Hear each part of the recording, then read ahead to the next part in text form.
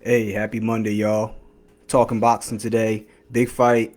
Bivol, Beterbiev 2, the rematch happened on Saturday night. If you didn't see it, you missed it. It was a crazy card, by the way. Might have still been the undercard of the century. You be the judge and let me know about that. But before I get into it, make sure you like the video, subscribe to the channel, because I'm going to be cranking up the content. A lot of big fights coming up. And just on a personal note, getting over some health issues, so now I'm a little bit healthier and able to really start ratcheting up the content output. So with that being said, let's go ahead and get into the fights, man, because that undercard was crazy, and I ended up missing the first two. I wasn't really that worried about the first two, but I did miss the one between Callum Smith and Joshua Buasti. Buasti had the belt, and Callum Smith came through, took that up off him, man. Won on all three judges' scorecards: 115 to 113, 116 to 112, and then 119 to 110. And when you think about it, Callum Smith comes into this fight with two losses, and those two losses are to future Hall of Famers in Canelo Alvarez and one of the people on the main card, the main event, Artur Beterbiev. So whenever he's been in the ring with top level opposition, that's when he's lost his fights. But everything else, he's been really good, man. So he came into this fight, he was not scared, he was not intimidated. He knew that this was the champion, and he said, "So what?" respectfully, and came in. And I did not know that Liam Smith had that type of performance in him, especially the body work he put in, man. And he was beating down Buasti. I did not expect that. Now I haven't seen a lot of Buasti, but I looked at some of his highlights. Uh, Pretty good fighter.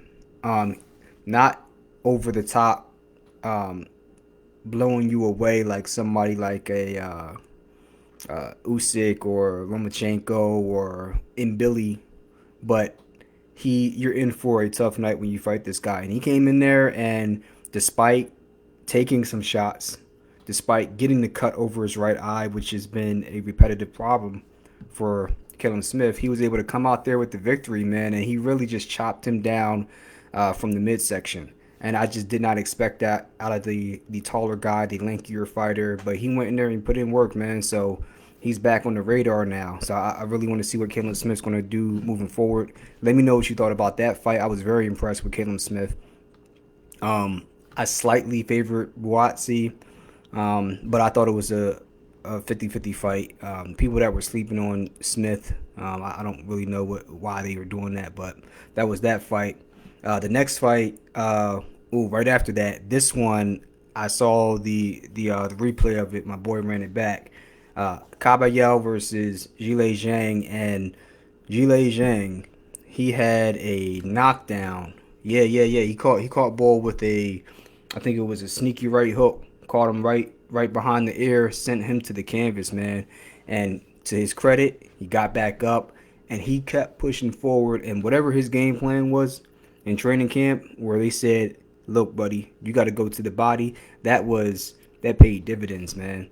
I mean, by the time we got to the fifth round, even this is a round before the knockout, Zhang, he might have gone down in the fifth round. I don't remember, but he was gassed. He was gassed, and the body shots were visibly bothering him, and it became very clear that they were hurting him. And he eventually got stopped on a body shot. I think it might have been a straight right to the solar plexus, put him down for the count, and that was it. But a very good fight, because Zhang could have easily have stopped Kabayel, because Kabayel, he looked like he was hurt by that sequence of punches that led up to the knockdown. So, hey, hats off to both of those guys. Very impressed by that fight. I mean, it was just a night of really good fights. And then you move forward, you have another banger. You have Virgil Ortiz Jr. and Israel Madrimov. And Ortiz Jr., he started off slow. Madrimov was just dancing circles around this dude, man. The lateral movement, side to side, head movement, just flicking punches out at will. But I think the first three rounds I gave to Madrimov. First two or three rounds went to Madrimov. And then Ortiz was able to get around, and then he was able to establish, hey, this is the distance I want. I felt the power. I'm okay with it. And he started to close that distance. And slowly but surely, he started to close that gap, start landing some significant punches on Madrimov, and Madrimov started to tire. And by the end of the fight, he was gassed, where Ortiz was getting stronger over the course of the fight. So he ended up winning 117 to 111, and then by 2 scorecards, he won 7-5. And he had a slow start, but he came back and took over that fight. So hats off to both guys. Ortiz, definitely a dog at 154. I want to see him get the top guy at that weight division, whether he wants to go after Fundora, whether he wants to go after I don't remember the belt holders off the top of my head, but I mean, he's certainly in the mix to fight anybody, really. He can give smoke to whoever. I mean, the hands is real, the power is definitely real, and he's undefeated. He's a knockout machine. If he doesn't have a 100% knockout rate, it's not too far off, man, because he just gets people out of there and he gets stronger as the fight progresses. So very impressed by what I saw of him. I saw highlights, but this is the first fight live in action that I really saw him and paid attention to him.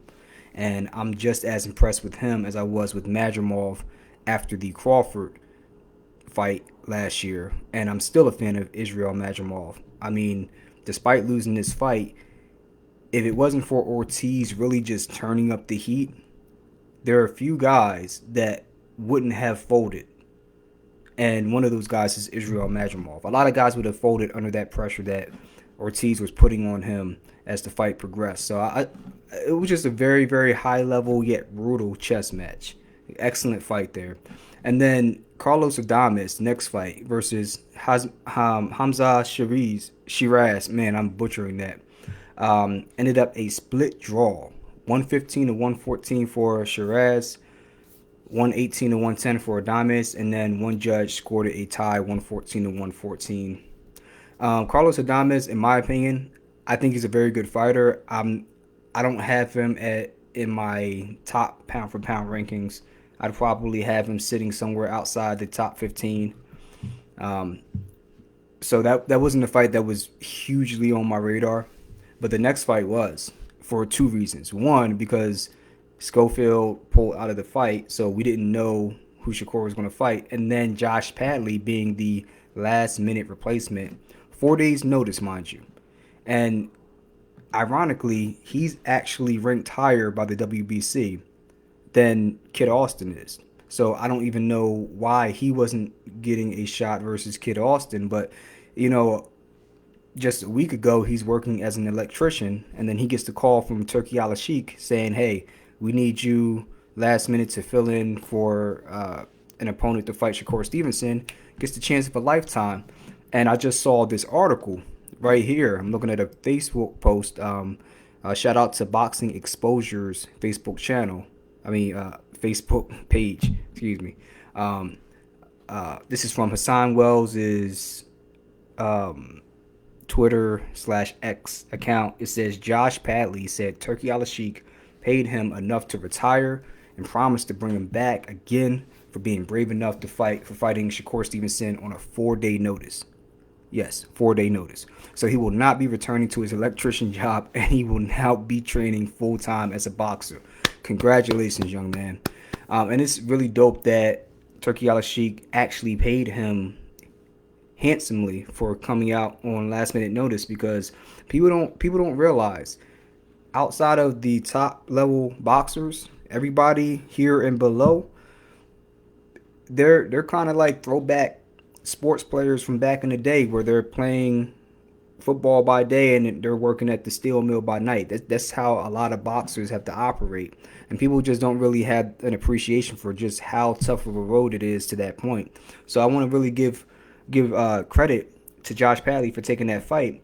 And what was interesting about this fight was, to me, it was clear that Shakur was going to win this fight, but Padley, very accomplished, he was able to hang around for 9 rounds despite not really having a game plan for Shakur Stevenson. And you have to wonder, how much is that credit that you give to Padley for just being a game opponent for having a good jab, for having enough head movement and good enough feet to be able to drag that fight out to 9 rounds, and how much of it comes down to Shakur Stevenson was not able to give a performance that would warrant calling out Tank Davis or having a fight with Keyshawn Davis or any of those other guys at 135, because you went 9 rounds with a guy that came in on less than a week's notice. And now we also have questions about your hands, man. Every time I'm looking, he has a hand injury.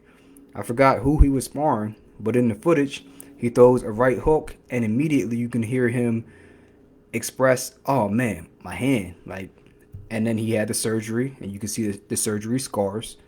And then he looks kind of awkward at the during fight week when he's walking up to take part in an interview, and he can barely pull his scully down over his head, man. It looks like he don't even have any grip strength. Maybe that's just him not really putting much effort into pulling his hat down, or maybe he just doesn't have the grip strength that you're supposed to have at his age. I don't know, but it's certainly something to be concerned about, because joint issues don't typically get better over time. They typically get worse. And if you don't address them early, and especially if you're taking part in a contact sport, especially like boxing or football or even baseball, swinging the bat, the contact of the ball hitting the bat and your hands vibrating, you know what I mean? Like that energy going through your bones, and you feeling like every bone in your hands breaking. That's, you have to imagine, if he can really sit down on his punches without having to pull back off the steam. You know what I mean? So I don't know, man. I don't think it's a good look for Shakur. You know, and he's calling out Tank after the fight. What do you think Tank's going to say? I haven't looked in the media for any press releases, but you know, if I'm Tank looking at that, I'm like, oh yeah, I can definitely take this guy. You know, why wouldn't you?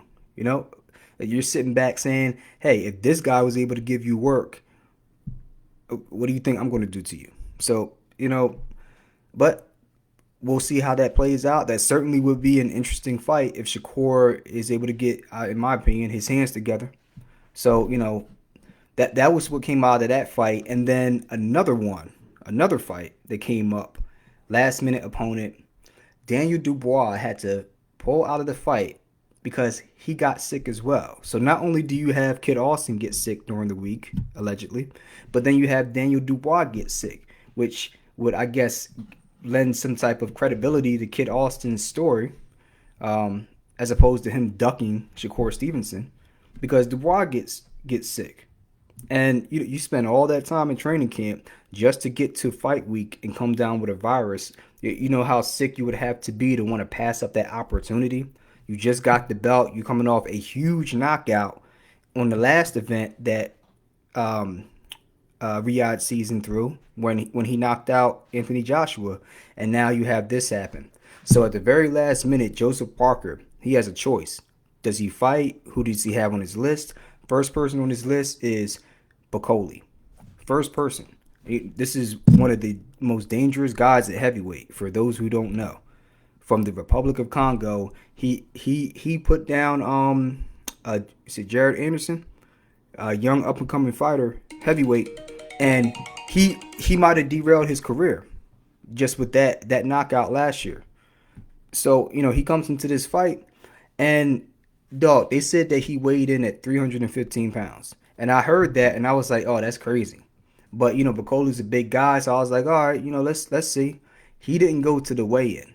Now, in my mind, I'm thinking, okay, he didn't go to the weigh-in because he just flew in last night, you know, maybe he didn't even get here yet. Maybe he's just landing. So that's the reason why they don't have him at the weigh-in, because they just had Joseph Parker at the weigh-in.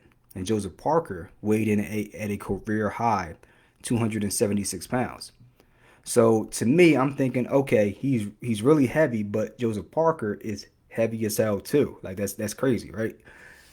Come fight night, they turn this fight on, and this man looks so top heavy, it's not even funny. Like you can see him, and he's all waist, skinny legs, pot belly, all waist.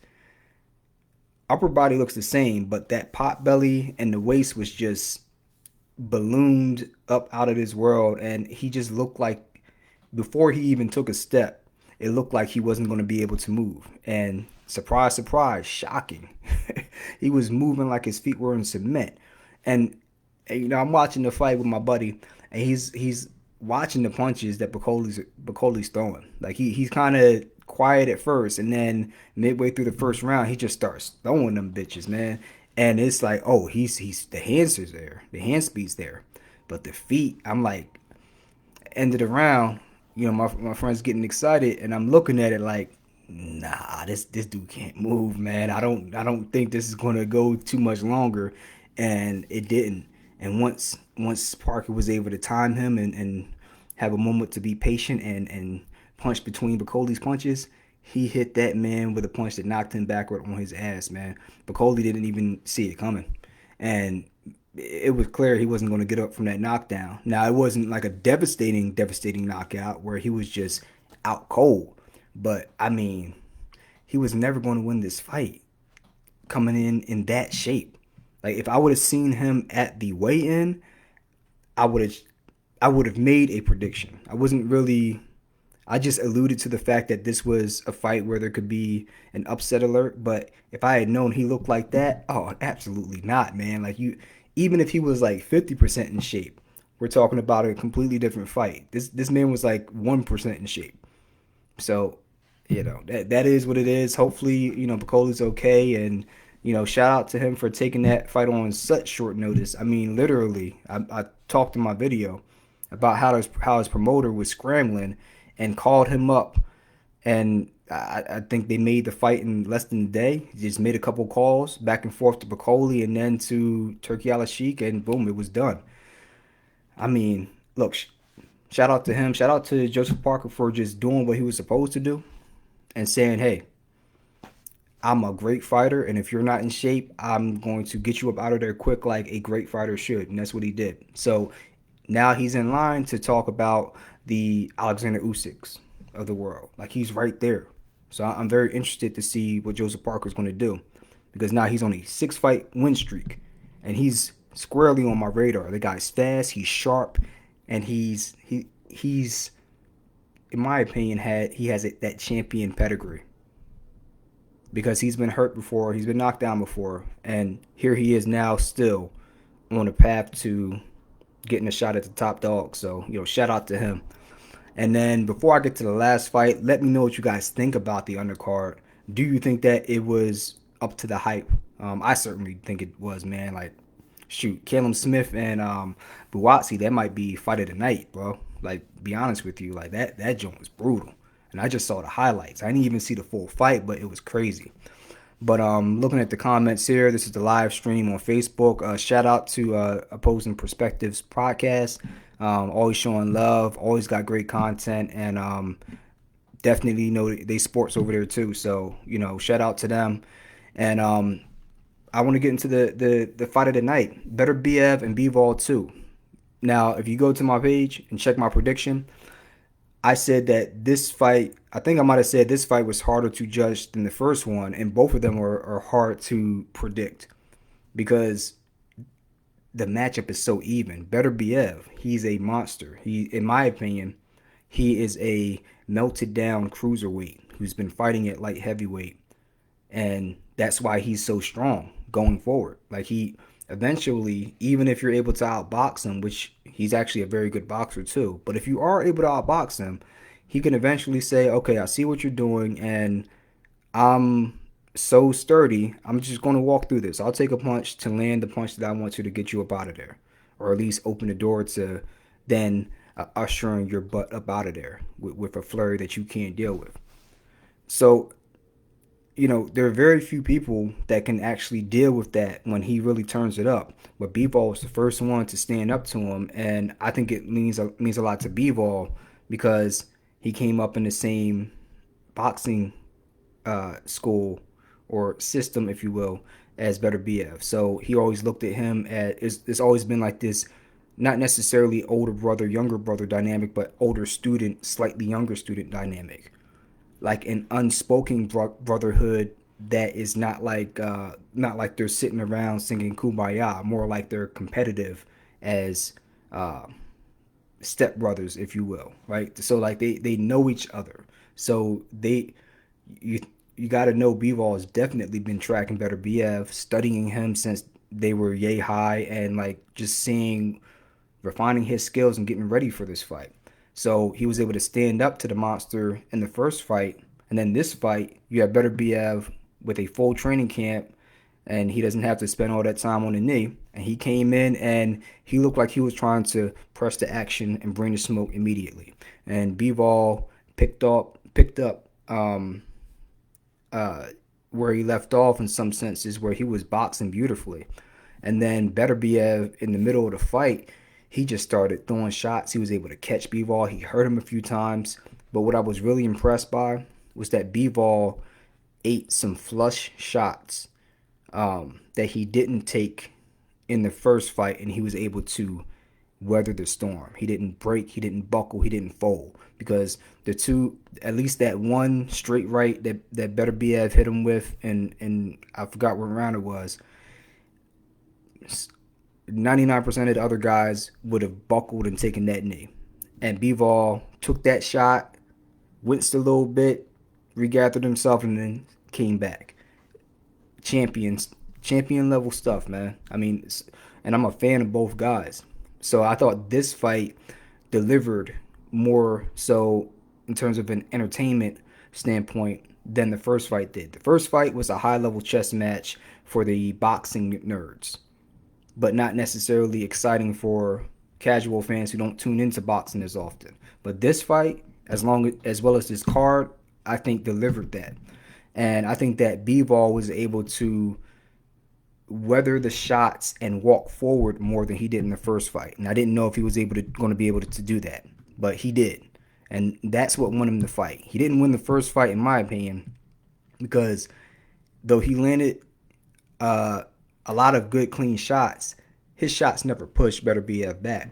Beterbiev's shots would push Bivol back, and he was able to control the center of the ring, i.e., be the ring general. And I think that's why the judges and myself scored it 7-5 for Beterbiev in the first fight. But this fight, I thought that at worst for Bivol, it would be 6-6 tie. At best for Bivol, I had it 7-5 because I thought that he did more work in the later rounds after being hurt in the middle rounds by Beterbiev, and he made it a point to, in spots, take the center of that ring despite being hurt here and there. So, to me, he started to take the center of the ring more, and as well as land those shots, and maybe one or two times get Beterbiev's attention and make him stop coming forward. And I thought that that's why he won this fight this time around. I could have seen it as a draw as well, like I said, but for me, round 3 was a swing round. And if you give that swing round to Bivol, I have him winning.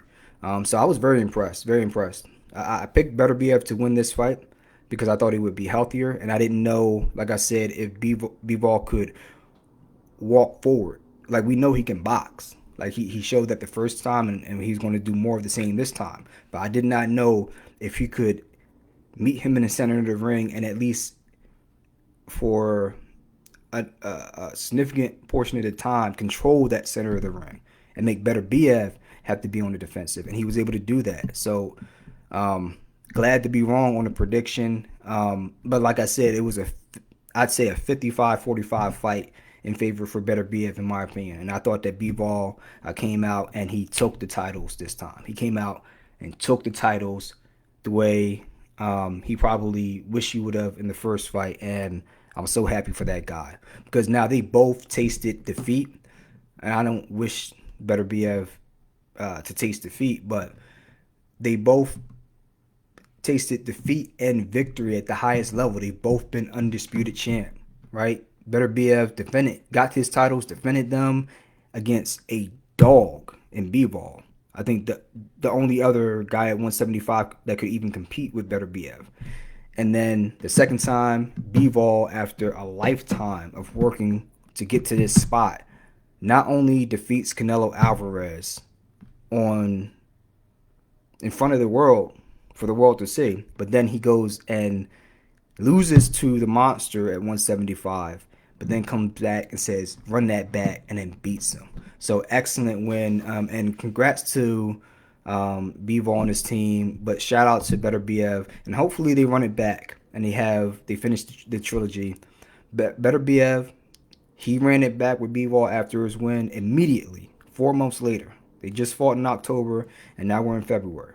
So it's only right that Bivol runs it back that third time with Beterbiev as soon as possible, and they decide who's the best once and for all before he wants to go after what he wants to go after, whether that's Canelo or Benavidez or another fight, whatever. But run that man his fade back, and respect to both guys. Let me know what you guys think in the comments below, and I think I want to get into a video talking about Keyshawn Davis. Actually, both Davises, Keyshawn Davis, Tank Davis, and then Shakur, and what's going to happen at 135 after what we saw on this undercard for Beterbiev and Bivol. Let me know in the comments. Catch you on the next one. Peace.